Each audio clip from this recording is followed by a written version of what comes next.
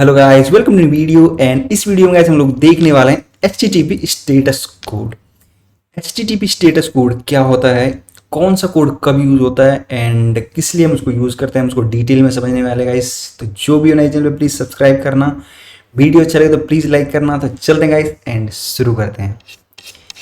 तो एक काम करते हैं कि यहाँ पे आते हैं, ठीक है। एंड हम लोग एक काम करते हैं कि चलते हैं यहाँ पे एंड HTTP स्टेटस कोड लिखते हैं, ठीक है। एंड हम लोग चलते हैं MDN वाले यहाँ पे, ठीक है। इस पे आते हैं।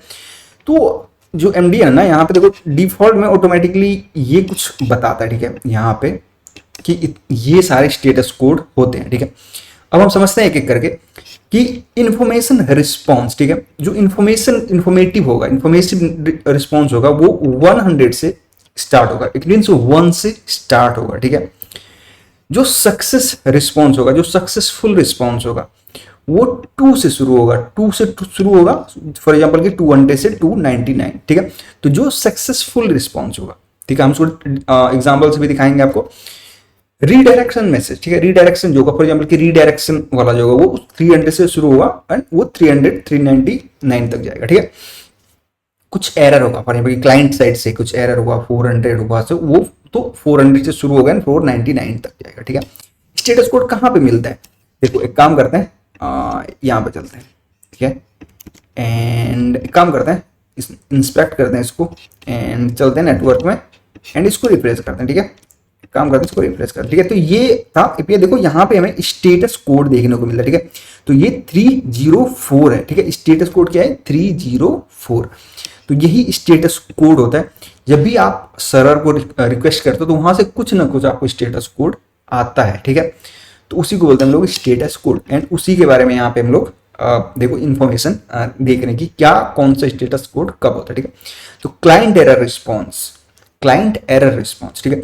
तो जो भी वहां से कुछ सर्वर पे आपने रिक्वेस्ट करी, ठीक है, फॉर एग्जांपल कि आपने गेट यूजर जो ये API था हमारा, इसको रिक्वेस्ट करा मैंने, आप इस API को रिक्वेस्ट करी, ठीक है।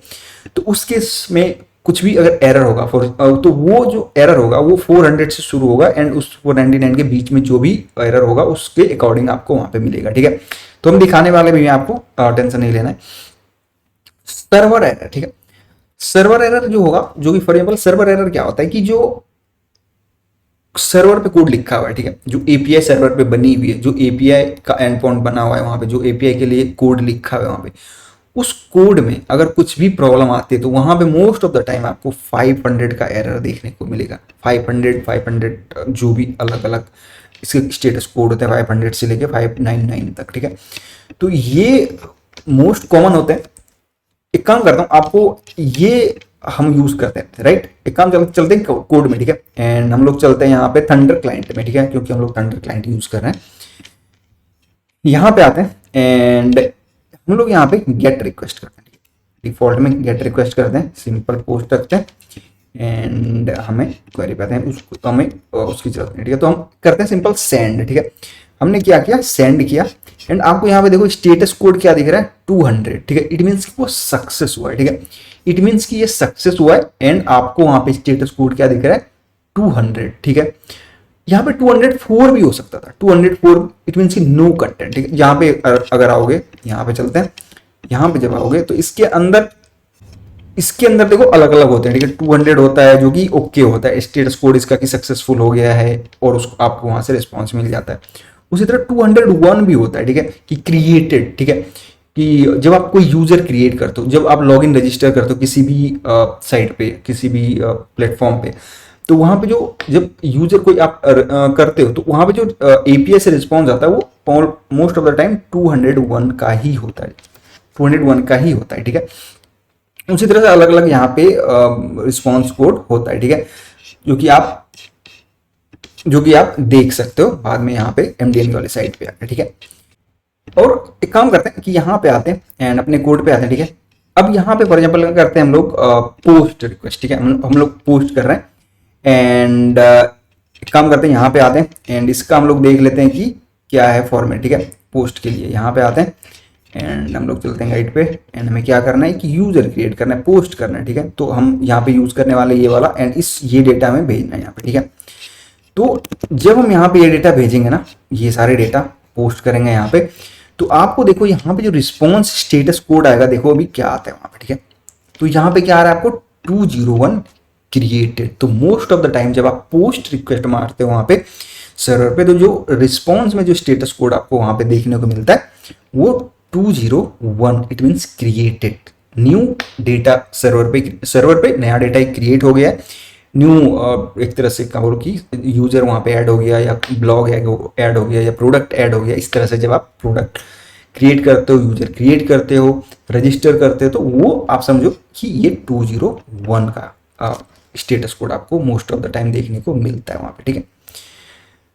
अब मान लो कि मैं एक काम करता हूँ, इसमें एक ऐड कर देता हूँ कुछ जो कि है ही नहीं वाला, ठीक है। तो आपको उस टाइम पे आपको यहाँ पे स्टेटस कोड 404 देखने को मिलेगा, ठीक है। इट मीन्स कि ये क्लाइंट एरर, ठीक है, जो कि हमने यहाँ पे दिखाया था आपको।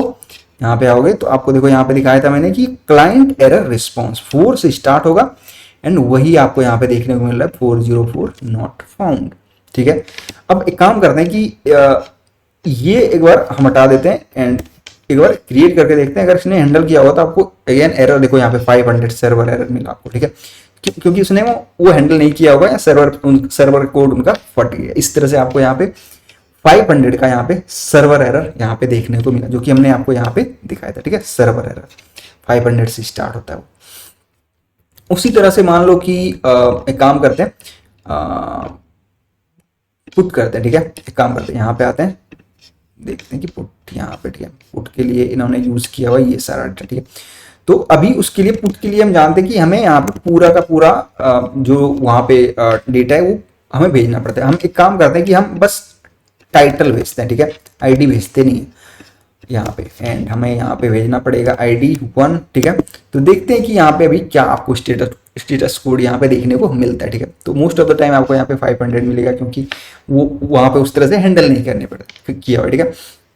अगर वहाँ से हैंडल किया होता तो आपको यहाँ पे 404 का या 40 कुछ 4 से रिलेटेड आपको एरर मिलता है, ठीक है। 404 तो नॉट फाउंड हो गया, बट यहाँ पे 4 से रिलेटेड जो भी होता 400 से अप टू 400 वो आपको देखने को मिलता है यहाँ पे, ये वाला, ठीक है। तो ये जो होता है स्टेटस कोड होता है मोस्ट ऑफ द टाइम हम लोग यहाँ पे जो यूज करते हैं, ठीक है, ठीक है। तो यहाँ आते हैं एंड हम लोग यहाँ पे क्या करते हैं कि यहाँ पे चलते हैं, ठीक है। अब ये 400 के अंदर ना यहाँ पे भी कुछ अलग अलग होता है। फॉर एग्जाम्पल कि 400 जो होता है बैड रिक्वेस्ट, कुछ आपने रिक्वेस्ट करी एंड जैसे कि आपने वहाँ पे कुछ डेटा रिक्वायर्ड था, जो रिक्वायर्ड था आपने वो डेटा नहीं भेजा या गलत डेटा भेज दिया, तो उस केस में आपको मोस्ट ऑफ द टाइम 400 का देखने को मिलेगा, ठीक है। 401, ठीक है, 401 होता है अनऑथराइज्ड, ठीक है। अनऑथराइज्ड क्या होता है कि मान लो आपने किसी साइट पे आपने रजिस्टर नहीं किया है, ठीक है, एंड आप वैसा कोई एपीआई हिट कर रहा है, फॉर एग्जाम्पल कि आपके ही एप्लीकेशन पे कोई यूजर रजिस्टर नहीं है, ठीक है, नहीं है रजिस्टर, एंड वो कोई ऐसे पेज पे जा रहा है जो कि अनऑथराइज है, ठीक है, वो उसके लिए ऑथराइज नहीं है, ठीक है। तो उस केस में आपको वहां पे एपीआई जो स्टेटस कोड आएगा एपीआई का 401 आएगा, ठीक है। 401 की वो अनऑथराइज नहीं है एंड वो डायरेक्टली लॉग आउट हो जाएगा, या ऐसा समझ लो कि यूजर लॉग इन है एंड उसका टोकन एक्सपायर हो गया, तो उस केस में वो अनऑथराइज होगा एंड वो ऑटोमेटिकली लॉग आउट हो जाएगा वहां से, ठीक है। तो ये सारा स्टेटस कोड होता है, आप जाके देख भी सकते हो। 403 401 होता है, 404 नॉट फाउंड होता है, ये सारे वहां पे स्टेटस कोड और होते हैं, ठीक है। तो उसी तरह से यहाँ पे जब आप क्लाइंट वाले में आओगे, सर्वर एरर में आओगे, तो यहाँ पे 500 आता है, 501 नॉट इम्प्लीमेंटेड, 50 तो बैड गेटवे, तो जब गेटवे का टाइम वो नहीं चल रहा होता, तो उस तरह से आपको वहाँ पे स्टेटस कोड देखने को मिलता है अपने ब्राउजर में जब आप किसी भी सर्वर के एपीआई को रिक्वेस्ट करते हो, तो ठीक है। तो उम्मीद करता हूँ गाइस आपको ये समझ आया होगा। अभी भी कुछ कंफ्यूजन है तो प्लीज़ कमेंट करना, मैं आपको आंसर जरूर करूंगा। थैंक्स फॉर वॉचिंग गाइस, मिलते हैं नई वीडियो में।